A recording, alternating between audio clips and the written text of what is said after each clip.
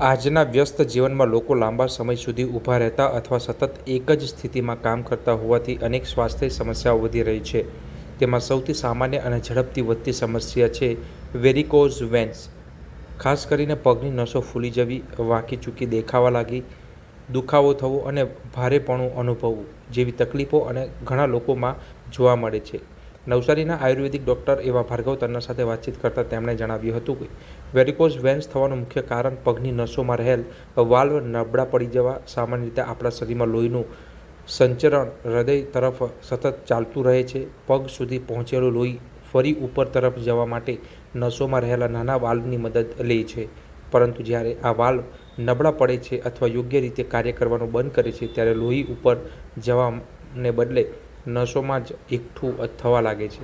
પરિણામે નસોમાં દબાણ વધે છે અને તે નસો ફૂલીને બહાર દેખાવા લાગે છે. આ સ્થિતિ જ વેરિકોઝ વેન્સ કહેવામાં આવે છે.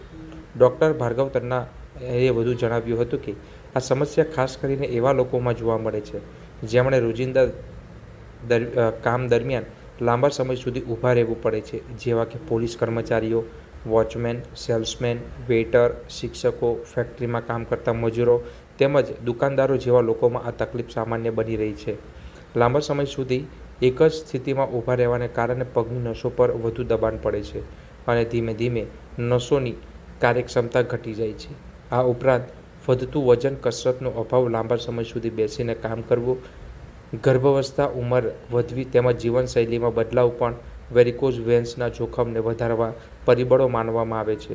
શરૂઆતમાં આ સામાન્ય લાગે છે, પરંતુ જો સમયસર ધ્યાન ન આપવામાં આવે તો પગમાં દુખાવો, સોજો, બળતરાની લાગણી અને ક્યારેક ચામડી પર ઘા જેવી સમસ્યાઓ પણ ઊભી થઈ શકે છે. ત્યારે તેનાથી બચવા શું કરવું, તો તેની માહિતી ડૉક્ટરે આપી હતી. વેરિકોઝ વેન્સ આજકાલ જોવા મળતી એક કોમન પ્રોબ્લેમ. સૌથી પહેલાં વાત કરીએ કે વેરિકોઝ વેઇન થવા પાછળનું કારણ શું છે. પગમાં રહેલી નસોના વાલ જ્યારે નબળા પડતા જાય છે ત્યારે પગમાં પહોંચેલું લોહી પાછું ઉપર તરફ બરાબર ગતિ કરી શકતું નથી અને તેના કારણે એ લોહી ત્યાં નસોમાં જમા થાય છે અને નસોને ફૂલાવી દે છે. આ વસ્તુને કહેવાય છે વેરિકોઝ વેઇન. અને આ જનરલી જે પણ લોકોને વધારે ઊભા રહેવું પડતું હોય, જેમ કે પોલીસમેન, વોચમેન અથવા તો વાણંદ, તેવા લોકોમાં આ તકલીફ વધારે જોવા મળે છે. હવે વાત કરીએ કે આ વેરિકોઝ વેઇનને આગળ વધતું કઈ રીતે અટકાવી શકાય. સૌથી પહેલું અને જરૂરી છે પગમાં સ્ટોકિન્સ એટલે કે મોજા પહેરવા.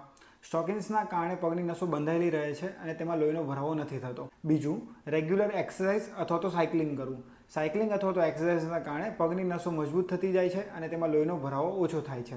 ત્રીજું, રાત્રે સૂતી વખતે પગની નીચે તકિયા રાખવા જોઈએ, જેના કારણે પગ ઊંચા રહે છે અને પગમાં લોહીનો ભરાવો નથી થતો.